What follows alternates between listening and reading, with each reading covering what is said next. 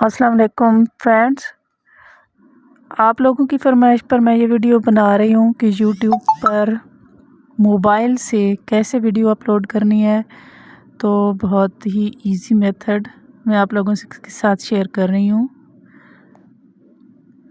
आप in step को follow करें। सबसे पहले आप अपना मोबाइल ले लें और यहाँ से आप वीडियो को यूट्यूब ऑन करें। यूट्यूब खोलें और यहाँ जो प्लस का निशान है उस पर क्लिक करेंगे और ये जो साइड पर वाइट कलर का निशान नज़र आ रहा है उस पर यहाँ पर क्लिक करेंगे और उसके बाद ये हमारी गैलरी में आ जाएगा और गैलरी में से जो भी वीडियो आप चाहते हैं, जो भी आप लोगों ने बनाई हुई है वीडियो, उस पर क्लिक करें तो वो हमारी यहाँ या पिक्चर कोई अगर आप शॉर्ट बना रहे हैं तो यहाँ नेक्स्ट पर फिर नीचे क्लिक करेंगे